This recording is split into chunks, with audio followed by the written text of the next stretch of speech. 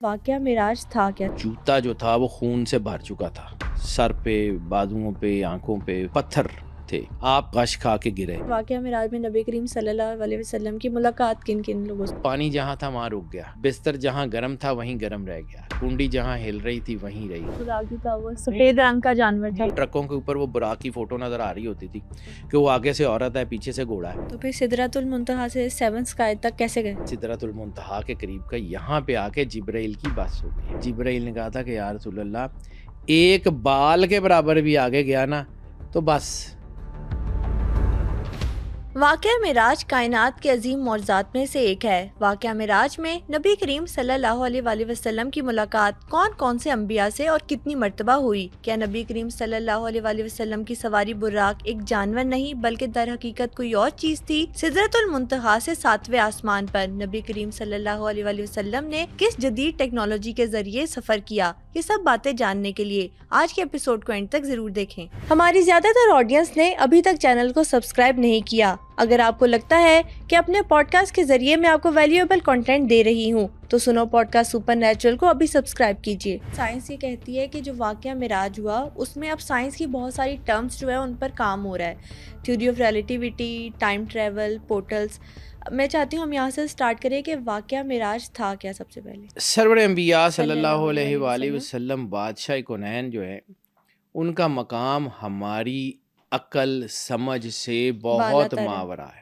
ہمیں نہیں پتا کہ وہ ان کا اللہ کے ساتھ کیا کانٹیکٹ ہے، کیسے ہے۔ ہمیں جو ظاہر میں نظر آتا ہے ہم اس کے اوپر بات کرتے ہیں۔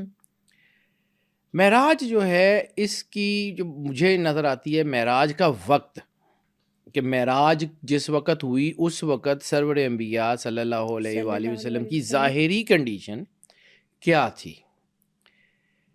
رسالت مآب سرور انبیاء صلی اللہ علیہ وآلہ وسلم جو ہیں وہ ان کی ایک ایک چیز اللہ نے خود سے سنبھالی ہوئی ہے۔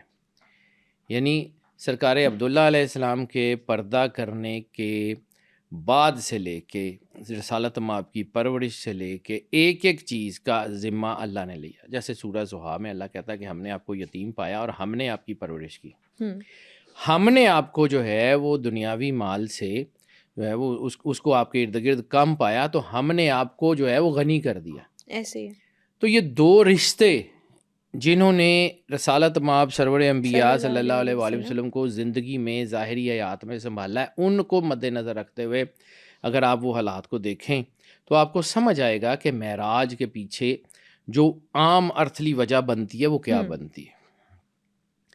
دو رشتے ہیں، ایک سرکار ابو طالب علیہ الصلوۃ والسلام جنہوں نے رسالت مآب سرور انبیاء صلی اللہ علیہ وآلہ وسلم کو بچپن سے پالا، ٹھیک ہے۔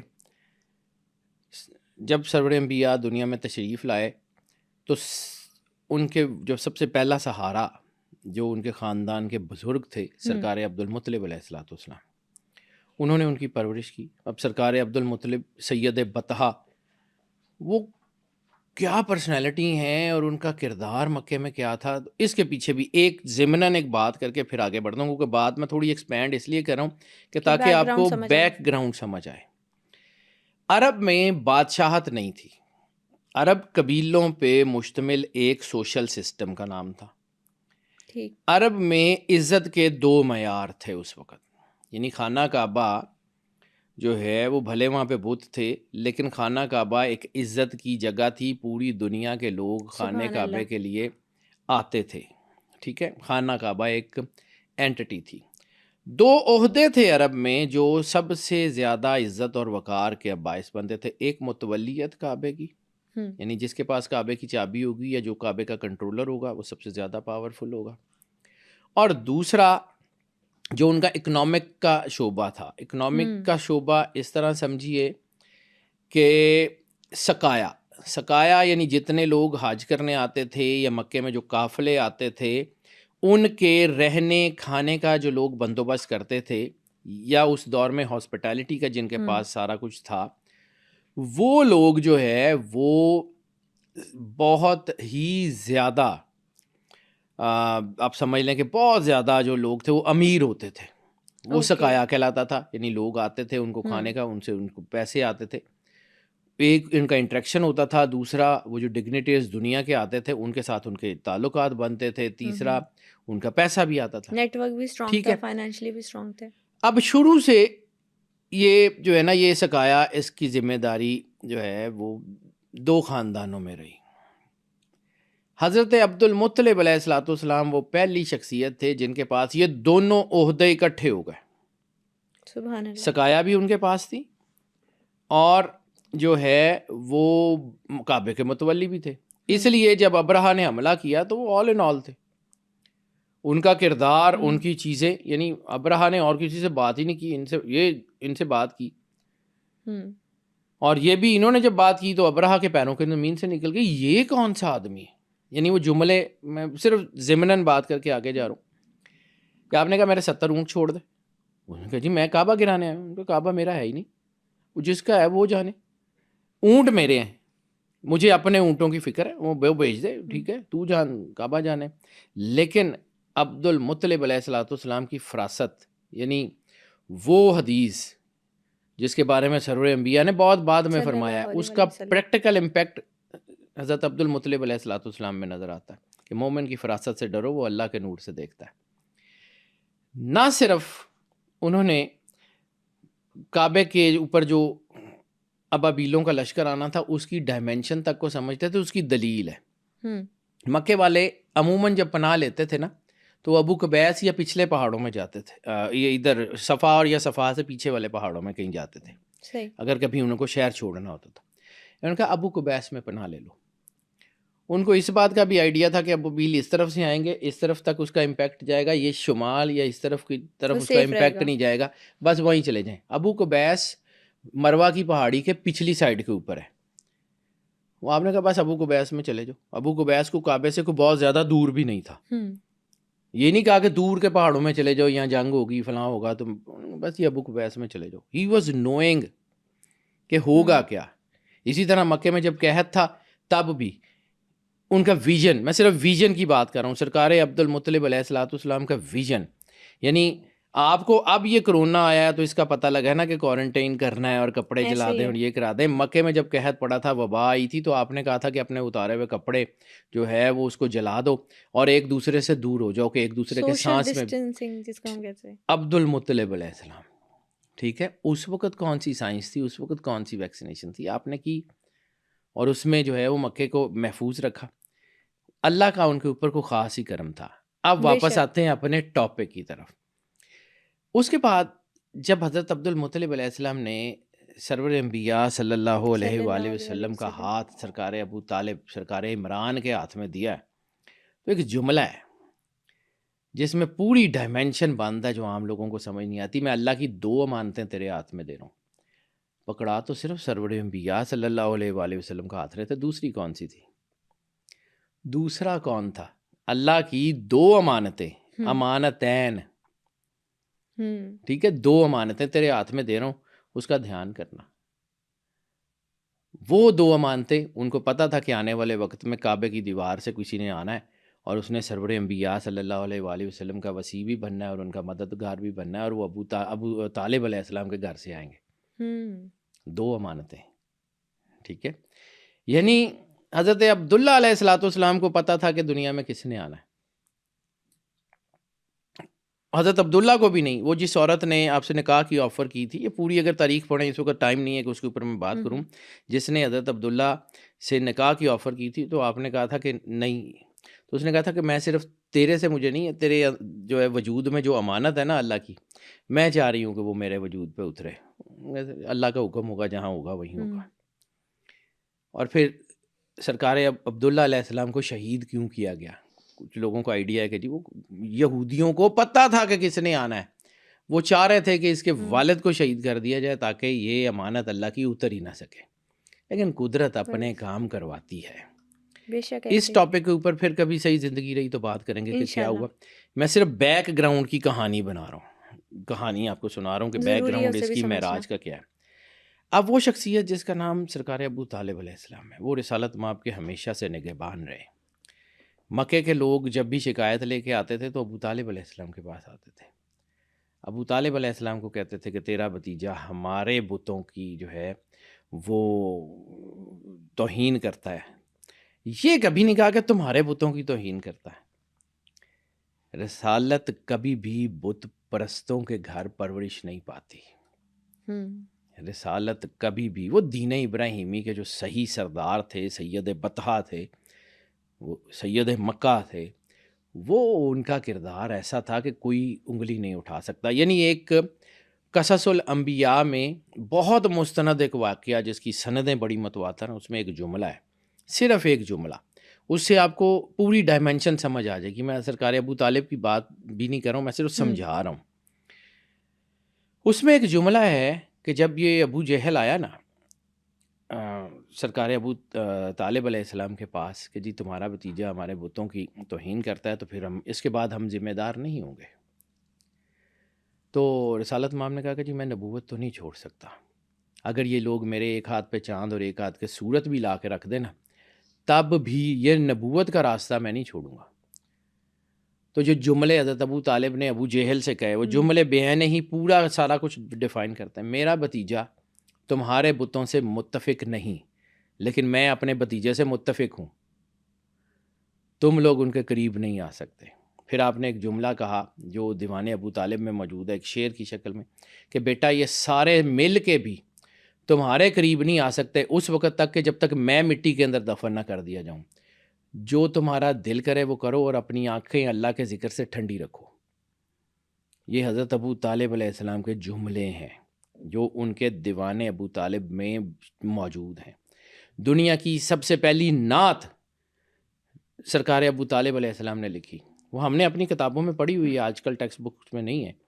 کہ جب مکے میں قحط پڑ گیا تو آپ رسالت مآب جو اس وقت 4 سال یا 4.5 سال کی ایج کے تھے، گود میں اٹھایا اور خانہ کعبہ کے قریب آ کے کہا کہ اے مکے کے لوگوں، یہ میرا بھتیجا اتنے روشن چہرے کا مالک ہے کہ اس کے چہرے کا واسطہ دے کے اگر بارش مانگو تو بارش ٹوٹ کے برس پڑے. اور اس وقت سرکار کی سن مبارک جو ہے وہ 4 سال یا 4.5 سال کا ہے. تو جو جملے ہیں اس شعروں میں اور فرماتے ہیں کہ میرا بھتیجا یتیموں کا سہارا ہے، بیواؤں کی جو ہے وہ پناہ گاہ ہے، یہ میرا بھتیجا. آنے والا وقت ابو طالب علیہ السلام دیکھ رہے تھے. اب آ جاتے ہیں معراج پہ. یہ میں نے پوری تمہید جو ہے نا اتنی لمبی سی بنانے کا، 2 سہارے اللہ نے ایسے عطا کیے کہ جن کے ہوتے ہوئے رسالت مآب جو ہے ان کی ڈھارس بندی رہتی تھی، وہ دلیر ہوتے تھے. ایک تھے ابو طالب علیہ السلام اور دوسری تھی ملکہ عرب پاک بی بی خدیجہ الکبریٰ السلام علیہا ام المومنین. 2 طاقتیں تھیں، ایک اتھارٹی اور ایک اکانومی. یہ مکے کے جتنے بڑے سردار تھے نا، یہ بی بی خدیجہ کے قرض دار تھے. یہ ان کے بزنس کے ساتھ اپنے گھر چلاتے تھے. ان سے لے کے یہ بڑے بڑے سردار، بڑے بڑے نام سارے ان کے زیر نگین تھے. وہ واحد طاقت تھی اس وقت، عرب کی بہت بڑی طاقت. پھر کبھی زندگی رہی تو آپ کو بتاؤں گا کہ یہ جو موٹر ویز کا نظام دنیا میں بنا ہے نا، وہ سب سے پہلے بنایا تھا بی بی پاک خدیجہ الکبریٰ سلام اللہ علیہا نے. ان کے تجارتی قافلے جاتے تھے، 80,000 کے قریب اونٹ تھے ان کے.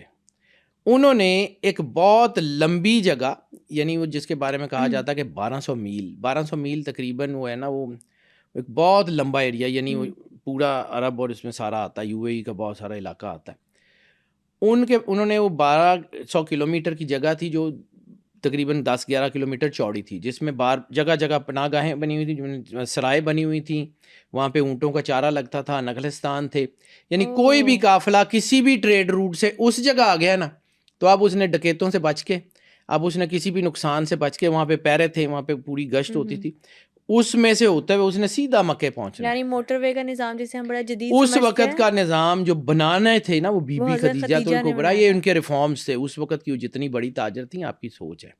لیکن پھر ان کا کردار کیا ہوا کہ جس میں بخاری کی حدیث ہے اور مسلم کی مستند ترین حدیث کہ سونے کا اتنا بڑا ڈھیر لگاتی تھی کہ جس کے پیچھے کھڑا ہوا اونٹ نظر نہیں آتا تھا، اور کرسی پہ رسالت مآب تشریف فرما ہو جاتے تھے اور آواز دیتی تھی اپنے غلاموں کے ذریعے کہ آؤ رسالت مآب کا کلمہ پڑھو اور سونا لے جاؤ، تمہارے قرضے بھی معاف.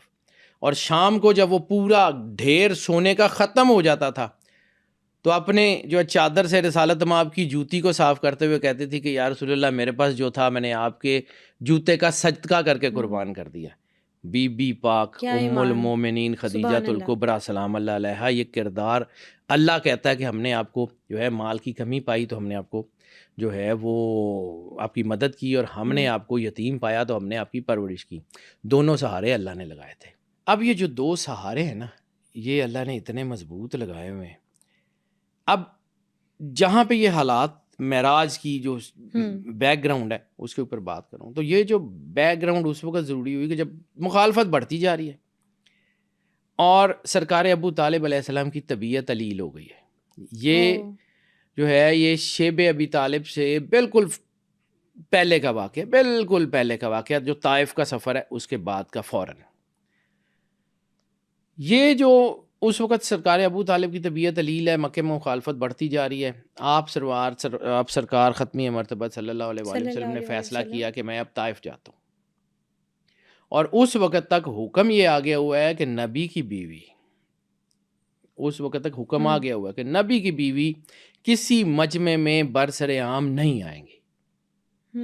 تو پاک بی بی خدیجہ الکبریٰ سلام اللہ علیہا گھر کے اندر ہیں اور گھر سے باہر نہیں نکلتی۔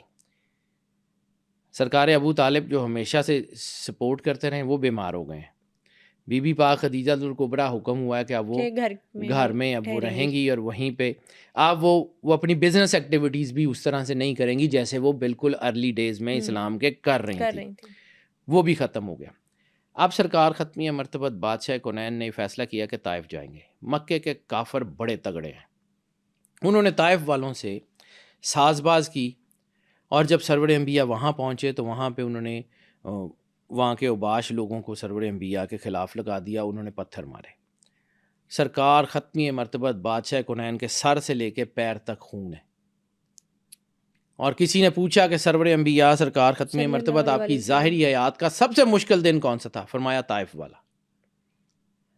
جو واقعات آتے ہیں سیرت میں کہ آپ کے جوتا جو تھا وہ خون سے بھر چکا تھا، سر پہ، بازوؤں پہ، آنکھوں پہ پتھر تھے، آپ جو ہے وہ غش کھا کے گرے، یعنی خون بہت زیادہ نکل گیا۔ یا اس کو آپ اگر سمجھنے کی کوشش کریں، آپ کو اگر تکلیف کا احساس ہو کہ سرور انبیاء پہ بیت کیا رہی تھی، تو اس وقت نبوت جو ہے وہ نبوت کمزور نہیں ہوتی، لیکن ظاہری طور پہ کچھ چیزیں جو بڑے سہارے تھے نا وہ رسالت میں آپ کے کمزور ہو چکے تھے، ٹرائل پیریڈ۔ ٹھیک ہے، وہاں پہ کیا ہوا کہ جبرائیل اور وہ آئے، انہوں نے کہا کہ یا رسول اللہ ہم ان کو غرق کر دیتے ہیں، تو آپ نے کہا کہ نہیں۔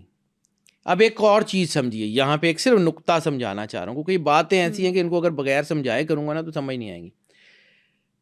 نبی کو کسی چیز کی ضرورت نہیں ہوتی، اللہ بہترین طریقے سے جانتا ہے کہ اس نے کیا کرنا ہے، اور جب اللہ نے یہ وعدہ کیا، اللہ نے یہ وعدہ کیا کہ اللہ آپ کو ان کے ہاتھ سے بچائے گا، زخمی بھی ہیں سرور انبیاء، احد میں بھی دندان مبارک شہید ہوئے ہیں۔ فرشتے اللہ کی مرضی سے آئے تھے، اپنی مرضی سے نہیں آئے تھے۔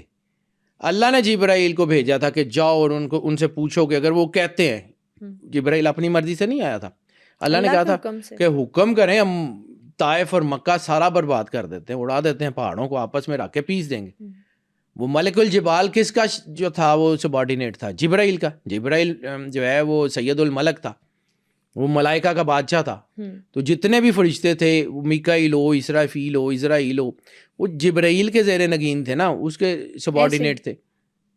وہ آیا، اس نے رسالت میں آپ کو کہا کہ یا رسول اللہ، اللہ فرماتا ہے کہ اگر آپ حکم دیں تو ہم ختم کر دیتے ہیں۔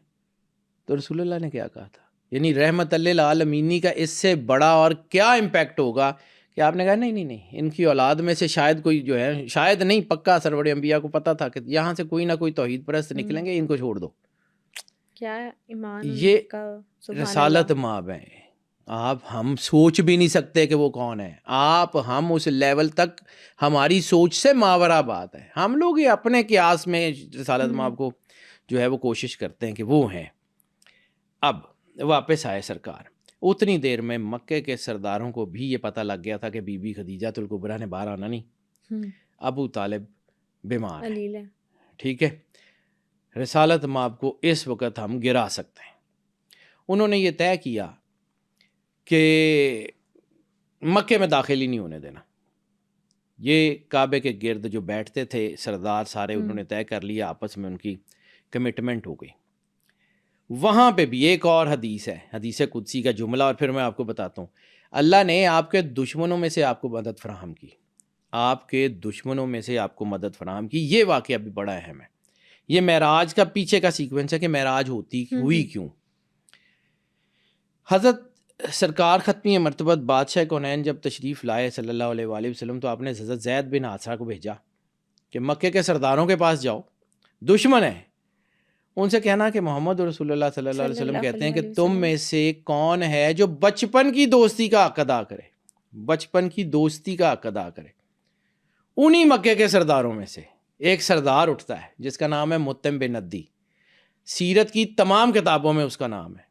وہ سردار نبی کریم صلی اللہ علیہ وسلم کا دوست تھا، بچپن کا دوست تھا، کافر تھا، کافر تھا، کلمہ نہیں پڑھا اس نے. مطعم بن عدی وہ اٹھتا ہے، اپنے بچوں کو، اپنے غلاموں کو کہتا تلواریں لگاؤ. آتا ہے رسول اللہ کے پاس، محمد لڑائی اصولی ہے، آپ کے کلمے کو نہیں پڑھوں گا، لیکن آپ نے جو بات کہی ہے نا کہ میرا بچپن کی دوستی کا حق ادا کرے، میں آپ کے ساتھ کھڑا ہوں، مکے والوں کی ضرورت نہیں ہے آپ کو ہاتھ لگا لیں. رسالت میں آپ کے ساتھ آئے، آ کے کوہ صفا پہ کھڑا ہوا مطعم بن عدی، اور اس نے اعلان کیا، اس نے کہا وہ مکے والوں، محمد کو میں نے پناہ دی ہے، یہ اب تم ان کا کچھ نہیں بگاڑ سکتے. تو ابو جہل آیا، اس نے کہا کہ تم نے کلمہ پڑھ لیا؟ انہوں نے کلمہ نہیں پڑھا، صرف دوستی کا حق ادا کر رہا ہوں اور کچھ بھی نہیں کر رہا، کلمہ نہیں ہوں، تمہارے ساتھ ہوں، لیکن آج میں نے ان کو پناہ دی ہے. سرکار اپنے گھر چلے گئے. اب یہ وقت ہے کہ جب کافر نے رسالت میں آپ کی مدد کی. مطعم بن عدی کے بارے میں رسول اللہ نے کہا کہ میرے زندگی کے اوپر 2 بندوں کا احسان ہے، اور دونوں کافر تھے. بعد میں ایک نے کلمہ پڑھا، رسالت میں آپ کے پردہ کرنے کے بعد ایک بندے نے کلمہ پڑھا. مطعم بن عدی جو ہے وہ پہلے دنیا سے چلا گیا تھا، لیکن رسالت میں آپ نے کہا کہ میرے پہ ان کا احسان ہے. ایک مطعم بن عدی ہے، ایک عبداللہ ابن اریقت ہے. مطعم بن عدی جو ہے اس کے بارے میں جب احد کی جنگ ہوئی اور بدر کی جنگ ہوئی، 2 جنگوں میں آپ نے آواز دے کے کہا کہ مطعم بن عدی یا عبداللہ ابن اریقت کا کوئی رشتہ دار بھی ہے نا اگر قیدیوں میں تو چلا جائے، معافی ہے.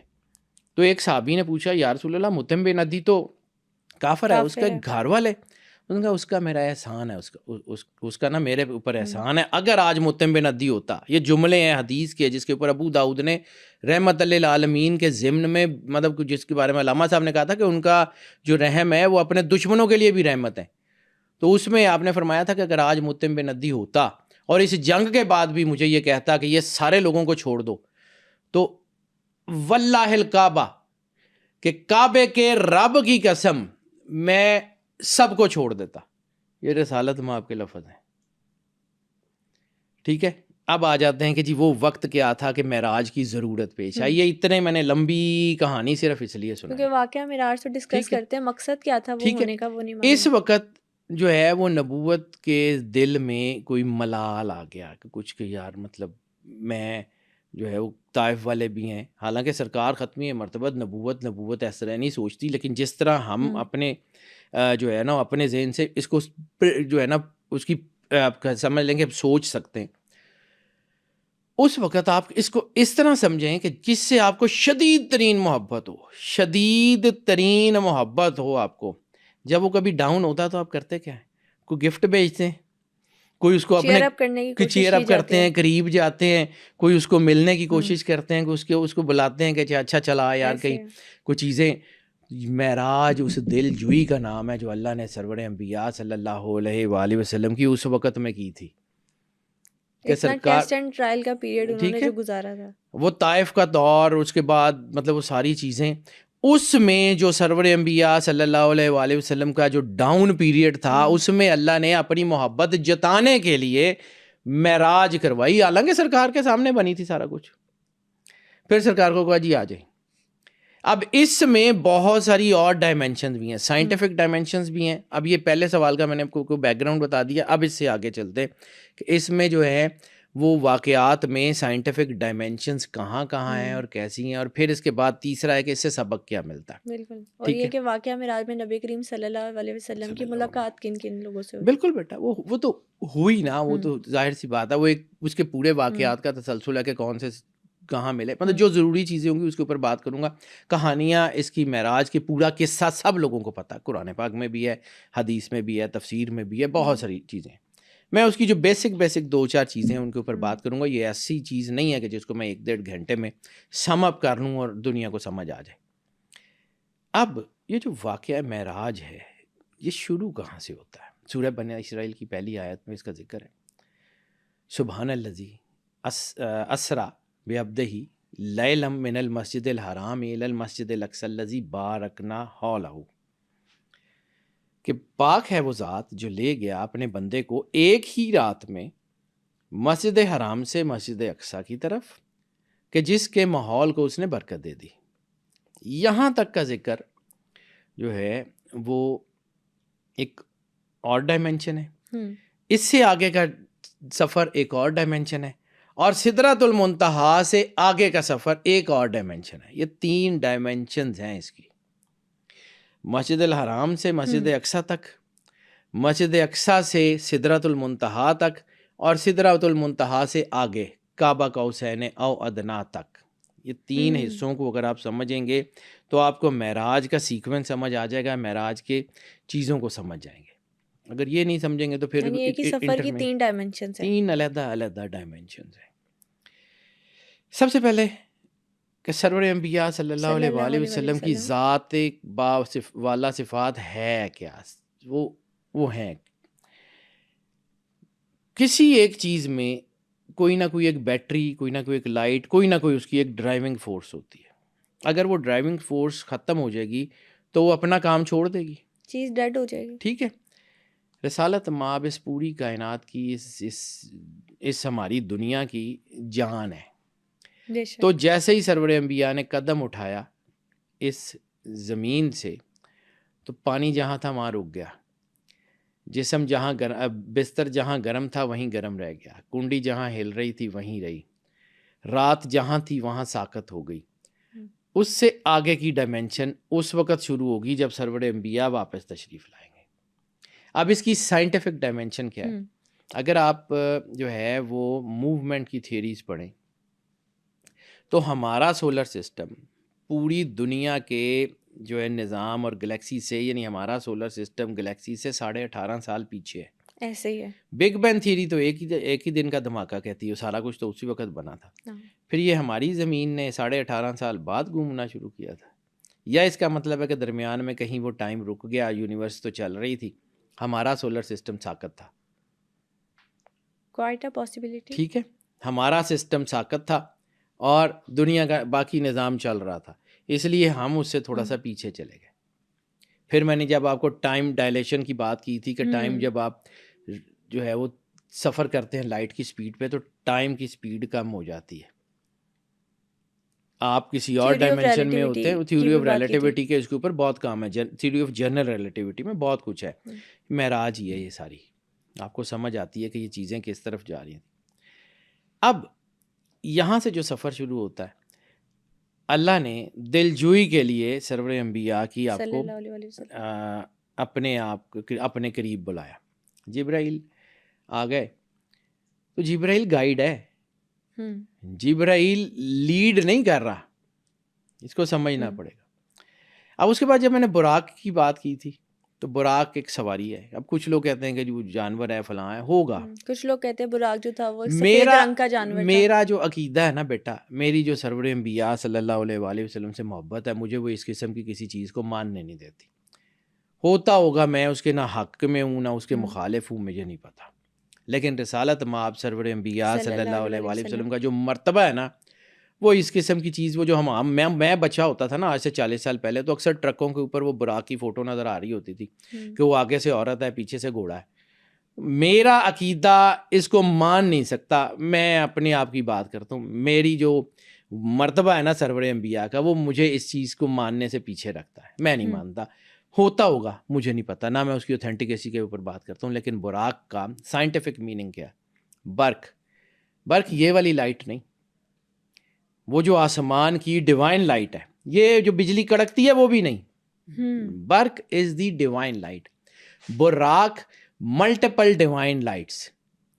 اور جب ملٹیپل ڈیوائن لائٹس کو سائنس نے کیلکولیٹ کیا سائنس نے کیلکولیٹ کیا تو وہ کہتے ہیں کہ یہ 6 کروڑ میل فی منٹ ٹریول کرتی ہے. اب 6 کروڑ میل فی منٹ ٹریول کرنے کا مطلب ہے ملین مائلز پر سیکنڈ.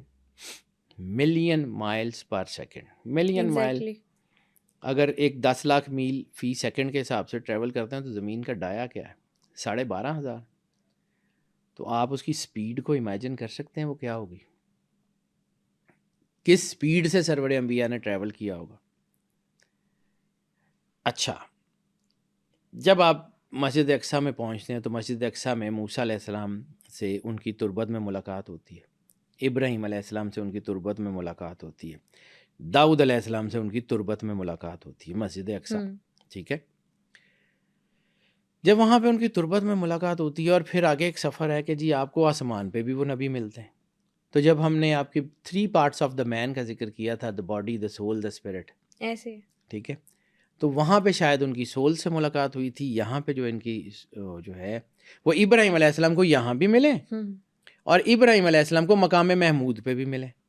ابراہیم علیہ السلام کو یہاں بھی مسجد اقصیٰ میں جہاں پہ ان کا روضہ ہے وہاں پہ بھی ان سے ملاقات ہوتی ہے, گلے مل, پورا واقعہ آتا ہے. رحیق المختوم میں بھی ہے, سلیمان ندوی نے بھی جو ہے وہ ندوی صاحب نے بھی اپنی سیرت میں لکھا ہوا ہے, یہ پوری تفصیل سے آتا ہے یہ واقعہ.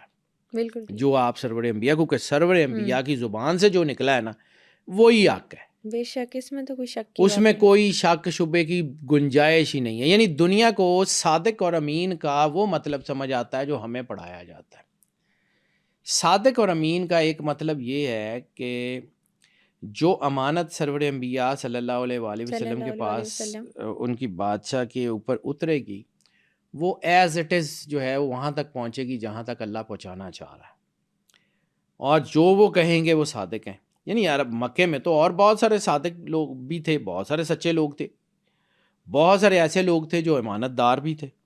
تو سرور انبیاء صلی اللہ علیہ وآلہ وسلم کی جو ہے وہ ڈسٹنکشن کیا ہے, کون سا ایسا سچا جو باقی دنیا میں کوئی نہیں تھا, کون سا ایسا امانت دار جو باقی دنیا میں کوئی نہیں تھا, صرف کائنات میں واحد سرور انبیاء صلی اللہ علیہ وآلہ وسلم ہی تھے. بالکل ویسے ہی جیسے کلمات العوام اور کلمات اللہ میں فرق ہے. یعنی قرآن پاک بھی عربی کی کتاب ہے, گرامر بھی سیم ہے, 40 ملکوں میں عربی بولی جاتی ہے. تو what is the difference between the words of God and words of people? ان کا سنٹیکس, ان کی انرجی, ان کی جو ہے سپیریورٹی. اسی طرح سرور انبیاء سرکار ختمی مرتبت بادشاہ کونین کی جو ہے وہ سپیریورٹی, ان کا سنٹیکس. یعنی صرف امانتیں واپس کرنے والا امین نہیں ہوتا. امین وہ ہے کہ جس کے وجود کے اوپر قرآن بھی اترے گا, حدیث بھی اترے گی, اور روزمرہ کے معاملات بھی ہوں گے. قرآن پاک کہتا ہے ما ینطق عن الہوی ان ہوا الا وحی یوحی, کہ سرور انبیاء صلی اللہ علیہ وآلہ وسلم تو کوئی لفظ ہی نہیں بولتے سوائے اس کے کہ جو ان کے اوپر وحی ہو. یعنی وحی الہی کی 3 علیحدہ ڈائمینشنز ان کے اوپر وارد ہوں گی. جس وحی کے ساتھ جبریل آئے گا وہ قرآن بنے گا, جو وحی دل کے اوپر القاء ہوگی وہ حدیث ہوگی, اور وہ وحی جو ان کے وجود کے اوپر ظاہر ہوگی, جو ان کے روزمرہ کے کاموں سے, وہ ان کے عادات بنیں گے. اور امانت داری کا عالم یہ ہے کہ نہ قرآن حدیث میں مکس ہوگا, نہ حدیث قرآن میں مکس ہوگی, نہ روزمرہ کے معاملات ان دونوں میں جائیں گے, اپنی اپنی جگہ وہ پہنچیں گے, ان میں کوئی یہ امین, یہ لیول ہے. اور صداقت کا عالم یہ ہے کہ ہم نے اللہ کو دیکھا ہی نہیں, ہمیں پتہ ہی نہیں اللہ کون ہے. رسالت مآب نے کہا یہ اللہ ہم نے مان لیا. رسالت مآب نے کہا کہ اللہ کو مانو, سمجھ نہیں آتا تب بھی مانو, تمہارے شعور میں نہیں آتا پھر بھی مانو. ہم نے مان لیا, ہم نے نہیں پوچھا کہ جی وہ ایسا وہ نہیں ہے. اتنی بڑی زبان, اتنی بڑی ان کی وہ سچائی کہ جس کو ہم جو ہے وہ کر ہی نہیں سکتے. یہ صادق اور امین.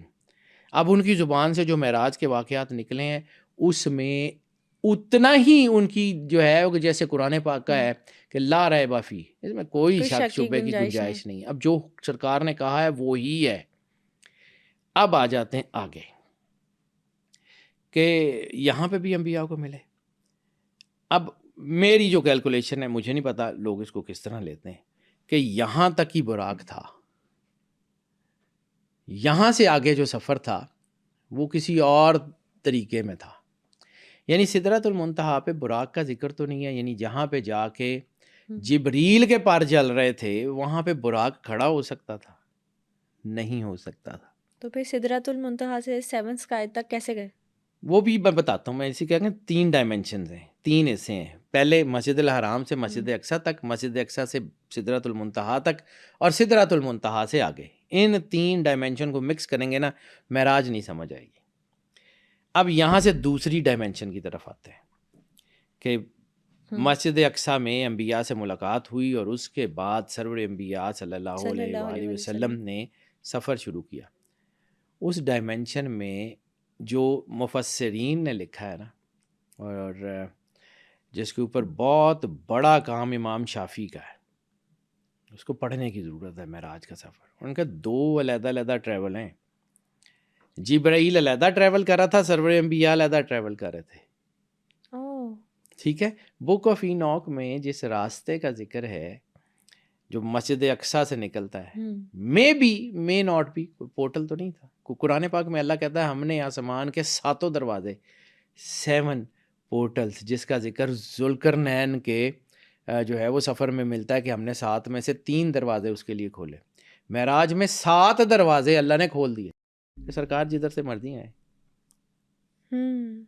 ٹھیک ہے. 7 آسمانوں کے دروازے کھول دیے گئے، 7 ڈائمینشنز اوپن کر دی گئی. آپ نے قدم رکھا، آپ چلتے جا رہے ہیں. اب جبریل گائیڈ ہے، دکھا رہا ہے کہ یہ ہے، یہ جنت ہے، یہ دوزخ ہے. پہلے آسمان پہ مختلف انبیاء سے ملے. پہلے آسمان پہ یعنی دروازہ کھلتے ہی آدم علیہ السلام سے ملاقات ہوئی. پھر مختلف انبیاء سے ملتے ملتے ملتے جب مقام محمود پہ پہنچے تو وہاں پہ ایک بزرگ کا ذکر ہے کہ وہ سفید داڑھی اور لمبے بال وہاں بیٹھے ہوئے تھے. اور مقام محمود کیا، جس کے بارے میں آپ کو ذکر کیا تھا کہ we are living in the replica. خانہ کعبہ ریپلیکا ہے مقام محمود کا. یہ وہ کعبہ ہے جو فرشتوں کی سجدہ گاہ ہے. وہاں پہ جن سے ملے ہیں ان کا نام ہے ابراہیم علیہ السلام. وہ سارے نبی جو رسالت میں آپ کو مل رہے تھے تو وہ کہہ رہے تھے کہ ہمارے بھائی تشریف لے آئے. اور یہاں پہ جو جملے ہیں، انہوں نے اٹھے اور رسالت مآب کو گلے لگا کے کہا کہ میرا بیٹا آ گیا ہے. رسالت مآب نے اپنا جو تعارف کرایا ہے کہ میں انا ابن ابراہیم، کہ میں ابراہیم کا بیٹا ہوں. ٹھیک ہے. حضرت ابراہیم نے رسالت مآب کو کہا تھا کہ میرا بیٹا آ گیا ہے. اب یہاں تک کا سفر مقام محمود کا یا سدرۃ المنتہا کے قریب کا، یہاں پہ آ کے جبرائیل کی بس ہو گئی ہے. اب یہاں سے ایک تیسری ڈائمینشن شروع ہوتی ہے، اس کو سمجھیے گا. اس کی دلیل کے طور پہ میں بتاتا ہوں کہ اگر آگے کا راستہ معلوم نہیں تھا تو جبرائیل جو گائیڈ تھا، جو دکھا رہا تھا، اس کے بغیر آپ گئے کیسے؟ پہلے سے معلوم تھا. یعنی اس میں گائیڈ کو تو اس لیے بھیجا جانا تھا نا کہ انہیں نہیں معلوم. ٹھیک ہے. انہوں نے خود موجود تھے، وہ سارا کچھ، وہ مطلب دنیا کی، یعنی ہمارے ہاں ایک مسکنسیپشنز بھی یہ ہوتی ہیں. ٹھیک ہے، اس کے اوپر میں نہیں بات کرتا، علماء جانے، ان کا کام جانے. میں عالم نہیں ہوں، میں سائنس کا آدمی ہوں. رسالت مآب کی جو اونٹنی تھی، اس کو ہجرت کے بعد پتہ تھا کہ اس نے ابو ایوب انصاری کے گھر میں ٹھہرنا ہے. جب اس کو کھول دیا گیا اور کہا گیا کہ جس کے گھر کے آگے یہ اونٹنی بیٹھ جائے گی تو جو ہے وہ وہاں پہ سرکار قیام کریں گے. اور اس اونٹنی کو پتہ تھا کہ اس سے رسالت مآب کے آنے سے 1000 سال پہلے طبہ الخیری نے یہ گھر بنوایا ہوا ہے. اور اس نے ایک خط جو ہے وہ حضرت ابو ایوب انصاری کے خاندان میں رکھوایا ہوا ہے کہ جب وہ آخری نبی یہاں آئیں گے تو ان کو یہاں رکھنا، اس گھر میں ان کا انتظام کرنا. اور پھر جو ہے وہ یہ گھر رسالت مآب کے لیے بنوائے تھے اس نے 1000 سال پہلے. یعنی سرور انبیاء کے ہجرت کے 1000 سال پہلے اس بادشاہ نے، جس کو وہ دکھایا گیا تھا کہ آخری نبی یہاں آئیں گے، اور اس نے ایک خط لکھا تھا رسالت مآب کے لیے. وہ خط بھی 1000 سال سے محفوظ تھا. اونٹنی کو پتہ تھا اسی گھر میں ٹھہرنا ہے. تو جن کی اونٹنی تھی وہ سرور انبیاء پاک بادشاہ کائنات کے، ان کو کیسے نہیں معلوم ہوگا؟ ٹھیک ہے. تو وہ کائنات کے رازوں سے واقف ہیں. وہ کائنات میں اللہ کی جو سب سے قریب ترین ہستیاں، یعنی جن کے کہنے پہ ہم نے غیب اللہ کو مان لیا، جن کے کہنے پہ ہم نے اس اللہ کو مان لیا جو ہماری نظروں میں نہیں ہے، ظاہر نہیں ہے، غیب ہے. تو جن کی کہنے پہ ہم نے وہ سب سے بڑا غیب مان لیا، ان کو ہم یہ کہتے ہیں کہ جی ان کو نعوذ باللہ غیب کا علم نہیں. نعوذ باللہ. ٹھیک ہے. اب آ جاتے ہیں تیسری ڈائمینشن پہ. سدرۃ المنتہا ہے کیا؟ بک آف اینوک میں ایک پردے کا ذکر ہے کہ اللہ نے زمین اور آسمان اور عرش کے درمیان ایک ایسا پردہ بنایا جس کو کوئی پار نہیں کر سکتا، کوئی ایک پار نہیں کر سکتا. اور بک آف اینوک میں ایک درخت کا بھی ذکر ہے، کہیں وہ سدرۃ المنتہا تو نہیں ہے؟ یہ بھی کہا جاتا ہے کہ ایک بیری کا درخت، بلیک ہول، اور یہ جو واقعہ میں ہو سکتا ہے بلیک ہول ہو. میں نے آپ کو وہی کہا ہے نا کہ جو اب میں پورٹلز کا ذکر کر رہا ہوں کہ جو سفر جس کے امام شافعی نے لکھا ہے کہ وہاں پہ سرکار سواری پہ نہیں ہے، سرکار خود جو ہے وہ سفر کر رہے ہیں اور جبرائیل ساتھ ساتھ ہے اور بتاتا جا رہا ہے. تو وہ مے ناٹ بی، مفروضے کی بات کروں، ہو سکتا ہے پورٹل سے ہو. یعنی ذوالقرنین جس کا تعارف اللہ صرف عبد صالح کے نام سے کراتا ہے، نیک بندہ، ایک عبادت گزار بندہ، ایک پرہیزگار بندہ، اس کی ڈائمنشن اتنی زبردست ہے، تو جس کی وجہ سے یہ سارے کائنات بنی ہوئی ہے، ان کی ڈائمنشن کو آپ سمجھتے ہی نہیں ہیں وہ کیا ہے، وہ کس چیز کا نام ہے. رسالت مآب سرور انبیاء صلی اللہ علیہ وآلہ وسلم کی ذات، ان کی ہستی، ان کا مقام، ان کا کردار ہے کیا؟ کبھی آپ سمجھتے ہیں وہ پردہ، اس پردے سے تو مطلب یعنی پیچھے پردے بہت سارے ہیں، زمین اور آسمان کی اقطار سماوات، یہ وہ آخری پردہ ہے کائنات کا کہ جس کے آگے اللہ کی ذاتی حدود شروع ہوتی ہے، پرسنل سپیس. خالق اور مخلوق کے درمیان جو آڑ ہے اس کا نام ہے سدرۃ المنتہا. سدرۃ المنتہا. اور وہ جو سدرۃ المنتہا ہے وہاں پہ آ کے جبرائیل نے کہا تھا کہ یا رسول اللہ ایک بال کے برابر بھی آگے گیا نا تو بس. حالانکہ جبرائیل مقرب ہے، حالانکہ جبرائیل اللہ کے بہت قریب ہے، حالانکہ ان مقرب ترین فرشتوں میں ہے جو اللہ سے جب چاہتے ہیں گفتگو کرتے ہیں. اور پھر جبرائیل کے سفر اگر آپ دیکھیں سیرت میں، صرف سیرت میں قرآن پاک کا پورا جو ہے وہ وقت نزول ہے 23 سال 5 مہینے 10 دن. ٹھیک ہے، تو جبرائیل علیہ السلام وحی کا فرشتہ ہے، یہ نبیوں کے پاس بھی 1 یا 2 مرتبہ سے زیادہ نہیں آتا تھا. جس وقت اللہ کا پیغام دینا ہوتا تھا موسیٰ علیہ السلام کے پاس، ابراہیم علیہ السلام وہی لے کے آتے تھے، باقی عموماً وہ نہیں آتے تھے. سیرت میں اٹھا کے دیکھیں تو تقریباً 24,000 سے زیادہ ایسے مقامات ہیں جس پہ جبرائیل جو ہے وہ رسالت مآب سرور انبیاء صلی اللہ علیہ وآلہ وسلم کی خدمت میں حاضر ہوا ہے. 24,000 کو اگر آپ جو ہے وہ اس کو ذرا ڈیوائیڈ کریں 23 سال 5 مہینے 10 دن کے دن، تو 24,000 تقریباً یہ ہے کہ کوئی دن بغیر کسی چھٹی کے 24/7 صبح دوپہر شام وہ رسالت مآب کی بارگاہ میں حاضر ہوتا رہا ہے. یعنی عام 1,24,000 نبیوں کے پاس زندگی میں 1 یا 2 مرتبہ، اور رسالت مآب سرور انبیاء کا اعجاز یہ ہے کہ جبرائیل کے واقعات 24,000 مرتبہ سے زیادہ ملتے ہیں. تو جو اس کو ہم اگر ایوریج نکالیں تو ایک دن میں کم از کم 3 مرتبہ، 24 گھنٹے میں 3 مرتبہ اس کی حاضری ضروری تھی وہاں پہ کہ یا رسول اللہ یہ ہو گیا، یا رسول اللہ یہ ہو گیا. یعنی مطلب اس کی ڈیوٹی کی پیک تھی وہ. اب وہاں سے جب وہ لے کے چلا ہے تو اس نے کہا جی یا رسول اللہ یہاں آ کے میرے سے ڈیوٹی نہیں ہوتی. اس سے آگے خود گئے ہیں سرور انبیاء. اب کچھ کہتے ہیں جی رف کچھ تخت تھا وہ آیا ہوگا، تو اس سے آگے اللہ کی ذاتی جورسپروڈنس ہے، پرسنل. یعنی کائنات پوری اللہ کی جورسپروڈنس ہے، لیکن ایک اس کی جو ہے وہ کریٹیوٹی کی جورسپروڈنس ہے اور ایک اس کی پرسنل جورسپروڈنس ہے. یعنی ایک کوئی شاعر ہوتا ہے، اس کا دیوان ہوتا ہے، اور ایک وہ شاعر خود ہوتا ہے. بہت خوبصورت اس کی شاعری میں شاعر کا پورا خیال سارا کچھ جھلک رہا ہوتا ہے، لیکن ایک وہ شاعر کی ذات ہوتی ہے. تو سدرۃ المنتہا سے آگے پرسنل ذاتی حدود شروع ہو گئی تھی. ذاتی حدود میں جبرائیل کی اوقات نہیں تھی جائے، سرکار خود گئے. اب یہ اللہ جانے، سرور انبیاء جانے کہ وہاں ڈائمنشن کیا تھی، کیسے گئے کیسے نہیں گئے. لیکن ایک چیز تو سمجھ آتی ہے نا کہ سارے رستوں کا خود پتہ تھا. جب تک دل کیا جبرائیل کو ساتھ رکھا، جب کہا کہ بس اب یہاں ٹھہر جاؤ میں خود جاؤں گا. یہ ڈائمنشن ایک اور ہے معراج کی.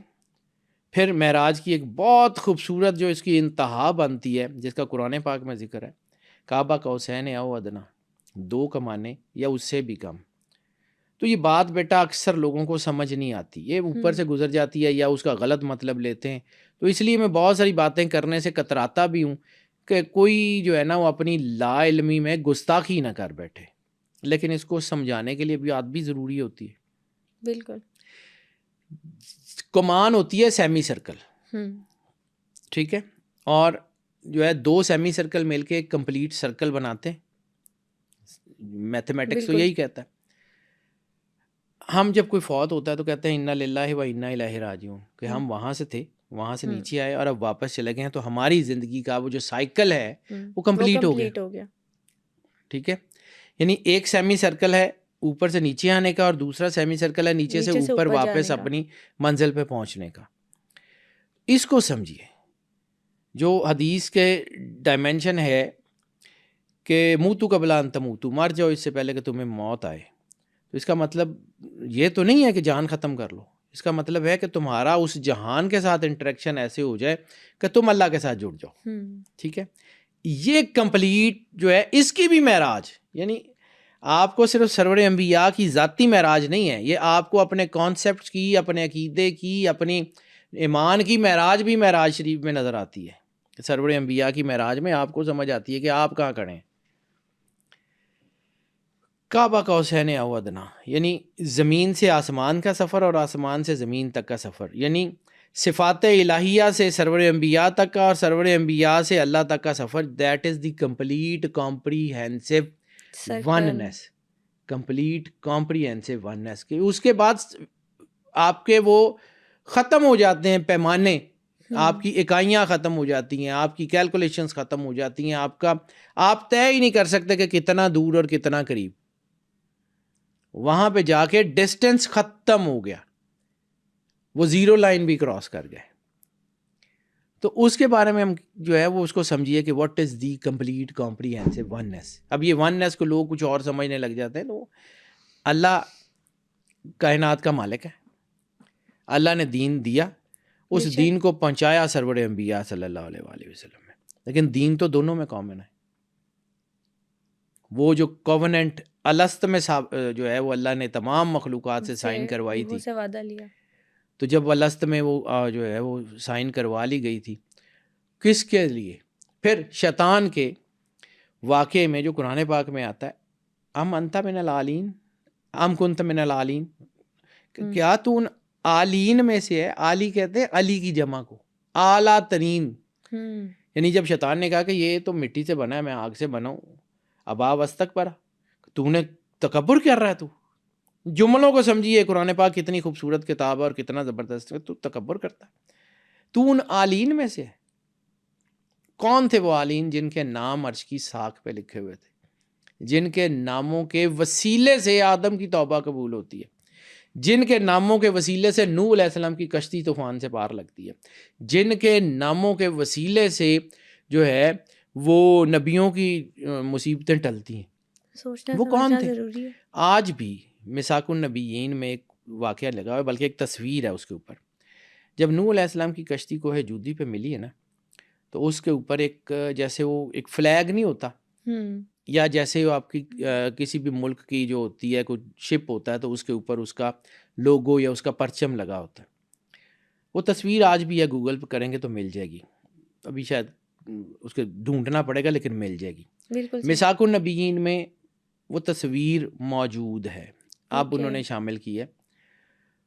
وہاں پہ ایک تختہ ہے آبنوس کی لکڑی کا، یعنی پوری کشتی کسی اور لکڑی سے بنی ہوئی ہے، اور وہ تختہ آبنوس کی لکڑی کا ہے، اور اس کے اوپر صندل کا حاشیہ لگا ہوا ہے، اور اس کے اوپر 5 نام لکھے ہوئے. 5 نام کون سے؟ 5 نام لکھے ہوئے حضرت نوح علیہ السلام کی کشتی کے اوپر 5 نام لکھے ہوئے. وہ 5 ایک ستارے کی طرح کی بنی ہوئی ہے، اور اس 5 میں 5 نام ہیں. اس کے اوپر مختلف جو ہے وہ لوگ کہتے ہیں کہ یہ فلاں کا نام ہے، فلاں کا نام ہے. میں اس کے اوپر جاتا ہی نہیں ہوں. دنیا کو پتہ ہے کہ ان کے 5 نام ہیں، جو کائنات کو جو ہے کائنات کے ڈگنیٹیئرز ہیں انہی کے ہی ہوں گے. وہ پرانی ہیبریو زبان ہے، اس میں کہیں وہ ہیبریو سے بھی پرانی زبان ہے، جس کے بارے میں یہ کہا جاتا ہے کہ وہ شاید وہ بک آف اینوک کی زبان ہے. وہ 5 نام لکھے ہوئے ہیں، وہی 5 نام عرش کی ساکھ کے اوپر لکھے ہوئے تھے، جس کی وجہ سے انبیاء کی اور کس کے بیٹا، اور ہو کس کے سکتے ہیں؟ وہ کائنات کے ڈگنیٹیئرز اللہ جانے، ان کا کام جانے، اس نے کس سے کیا کام لینا ہے۔ ہم لوگوں کے ساتھ مسئلہ یہ ہے کہ ہم نے جو کائنات کے ڈگنیٹریز ہیں نا، ان کو بھی شیعہ سنی وہابی میں بانٹ دیا کہ جی یہ شیعہ ہے نہ نہ لیندے نے دیسی نہیں لینا، وہ یہ کہتے ہیں۔ تو بیٹا اللہ نہ شیعہ ہے نہ سنی ہے، نہ سرور انبیاء صلی اللہ علیہ وآلہ وسلم کا دین، نہ شیعوں کا دین ہے نہ سنیوں کا دین ہے، وہ دین فطرت ہے، بالکل دین اس کو مکمل ہے۔ ایز اٹ از ماننا پڑے گا۔ نہیں مانیں گے تو اپنی مرضی، آپ جانے، آپ کا کام جانے۔ میں پھر کہتا ہوں کہ نہ میں مفتی ہوں، نہ میں عالم ہوں، نہ میں نے اس کا جواب دینا ہے۔ وہ کوئی عالم جواب دے سکتا ہے، کوئی مفتی جواب دے سکتا ہے۔ میں سائنس کا آدمی ہوں، میں ڈائمینشن پڑھاتا ہوں، مجھے جس طرح سمجھ آتی ہیں۔ تو ان ڈائمینشن کو پڑھتے ہوئے مجھے یہ سمجھ آیا کہ کائنات کا سب سے کمپریہنسو دین اسلام ہے۔ میں نے ان ڈائمینشن سے کلمہ پڑھا، میں نے ان سے سیکھا ہے کہ یہ جو ڈائمینشنز ہیں یہ تو میچ ہی بڑی کمال کی کرتی ہے۔ مجھے وہ آتا ہے بیٹا۔ میں کبھی آج تک نہ کلیم کیا اور نہ اللہ وہ وقت لائے کہ میں کو کلیم کروں۔ مجھے ڈر لگتا ہے، کلیم نبھانے پڑ جاتے ہیں۔ اللہ تعالیٰ، میں عام سا آدمی ہوں اور میں بڑا خوش ہوں اس میں۔ مجھے کوئی ضرورت نہیں ہے نہ بڑے ہونے کی، نہ اپنے علم کی، کوئی مجھے کچھ چاہیے۔ مجھے جس کو میں نے بتانا ہے، جس نے کہا مرنے کے بعد میرے سے حساب لینا ہے، میں اس کو بتاؤں گا جا کے کہ مالک یہ تو نے مجھے عقل دی تھی، سمجھ دی تھی، جو مجھے سمجھ آتا تھا میں نے ایز اٹ از لوگوں کو بتا دیا ہے۔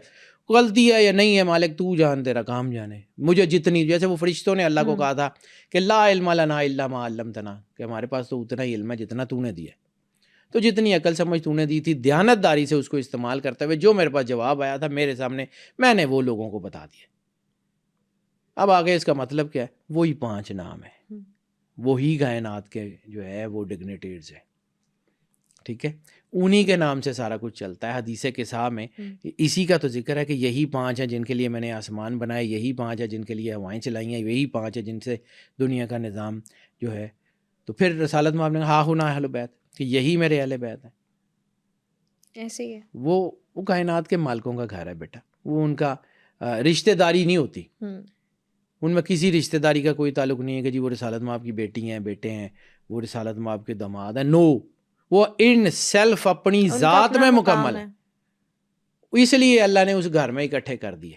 اس لیے اللہ نبیوں کے مددگار کہیں سے بھی چنتا ہے، اس کی مرضی۔ وہ اللہ ہے، وہ آل ان آل ہے، وہ ہم سے پوچھ کے کرے گا، وہ ہماری مرضی سے کرے گا نہیں۔ اب واپس آتے ہیں اسی ڈائمینشن کے طرف کہ یہ جو سفر ہے نا معراج کا، اس سے سبق کیا ملتا ہے؟ اب وہ کعبہ کو حسین بھی بتا دیا، اب اس سے سبق کیا ملتا ہے؟ علامہ صاحب کا ایک شعر ہے، سبق ملا ہے معراج مصطفیٰ سے مجھے،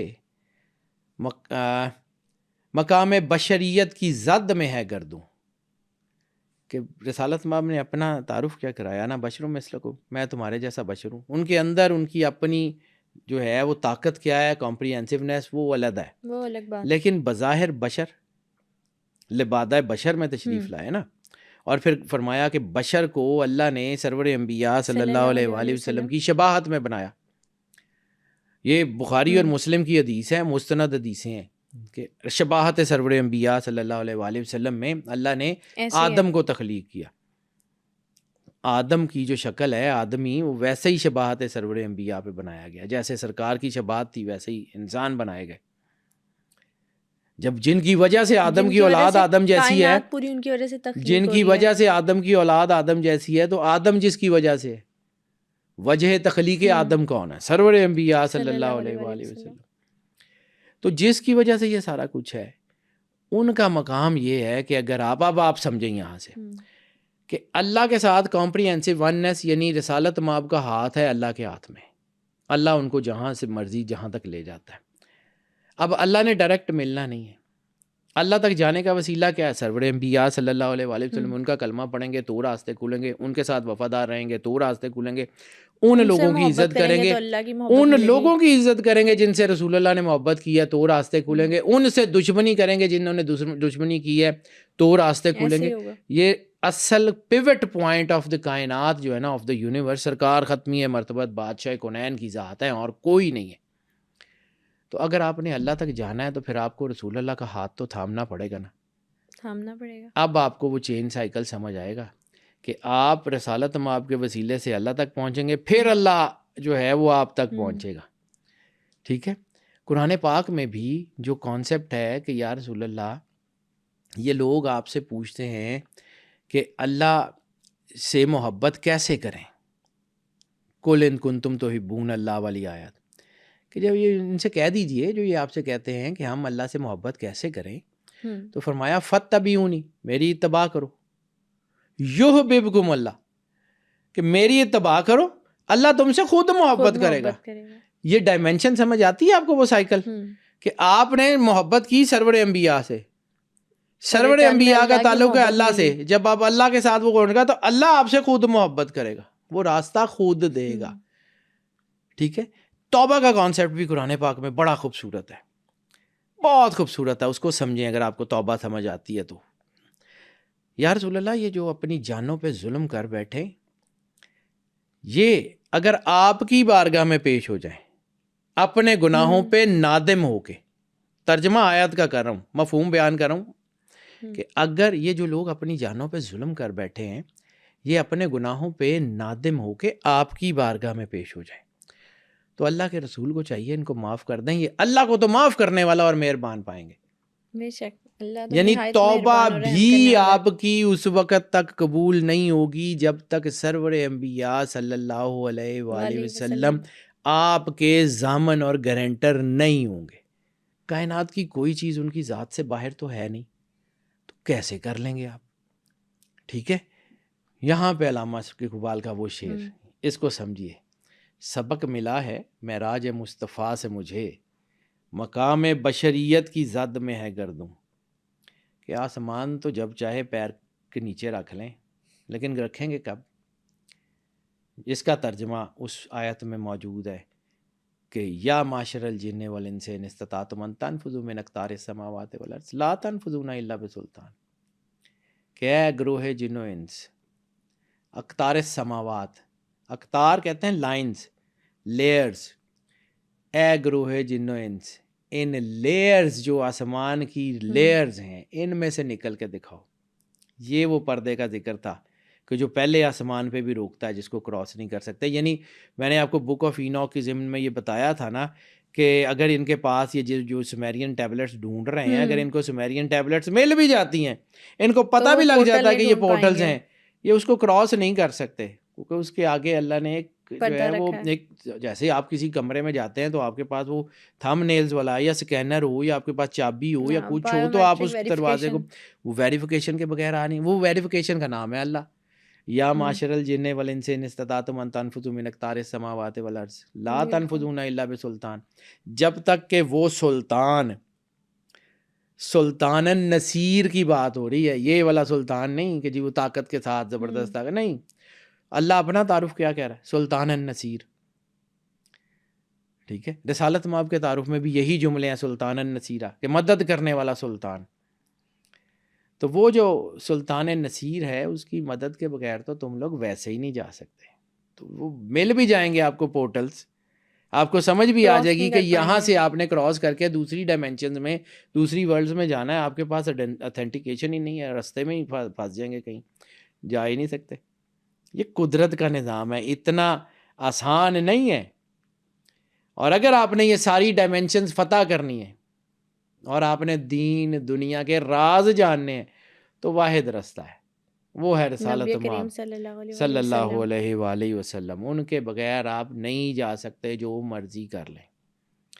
تو پھر دین میں بھی وہی ہے کہ لا الہ الا اللہ تو پڑھ لیا تھا، اگر خاتم النبیین سرور انبیاء صلی اللہ علیہ وآلہ وسلم کی گواہی نہیں دی تو آپ کافر ہیں، مسلمان نہیں ہیں. جو مرضی ہو جائے، ان پر ایمان لانا سب سے ضروری، جو مرضی ہو جائے جی، آپ کسی بھی طرح کو اپ ڈاؤن کر کے کچھ کر لیں، سرور انبیاء صلی اللہ علیہ وآلہ وسلم بادشاہ کونین کی ذات سے آپ کا ادھر ادھر ہوئے، 1 سینٹی میٹر کے کروڑویں کھربویں حصے میں بھی ادھر ادھر ہوئے تو ختم، راستہ نہیں ملے گا. جو مرضی کر لیں، وہ اس کو بہت اچھی طرح پتہ ہے کہ اس نے کیا کرنا ہے اور کیسے کرنا ہے اور اس نے آپ کو کیسے لے کے جانا ہے. God knows. یہ معراج ہے کہ اگر آپ نے کائنات کے راز جاننے ہیں، کائنات میں تیر سیر کرنی ہے، پھرنا ہے، تو پھر واحد راستہ ہے، جس طرح پورے طوفان میں نکلنے کا واحد راستہ حضرت نوح علیہ السلام کی کشتی تھی، تھی. ٹھیک ہے، اسی طرح سرور انبیاء صلی اللہ علیہ وآلہ علیہ وسلم نے فرمایا تھا مثل اہل بیت کا مثل سفینۃ النوح، کہ میری اہل بیت کی مثال سفینہ نوح کی طرح ہے، من رکبھا نجا، کہ جو بھی ان کے ساتھ سوار ہو گیا نجات پا گیا، اس کے علاوہ تو راستہ ہی کوئی نہیں ہے. کون سی چیزیں ہیں، آپ جو مرضی کر لیں، ٹھیک ہے. یہ وہی ہیں. ایک چیز سمجھنی پڑے گی جہاں پر جو ضروری ہے کہ اللہ جب کہتا ہے کہ ترکت، جو حدیث قدسی کے لفظ ہے، حدیث قدسی ہے نا، اللہ کہتا ہے کہ رسول اللہ ان سے کہہ دیجئے کہ میں تم میں 2 چیزیں چھوڑ کے جا رہا ہوں، ٹھیک ہے، کتاب اللہ و اطرتی اہل بیت، اور دوسری میں ایک آدھا کتاب اللہ و سنتی. تو سنت پہ عمل بھی تو ان لوگوں نے گھر کے اندر سے کر کے دکھایا ہے نا، باہر والوں نے اس کے اوپر عمل کیا جو ان کو کرتے ہوئے دیکھا، ان کو کرتے ہوئے دیکھا، ٹھیک ہے.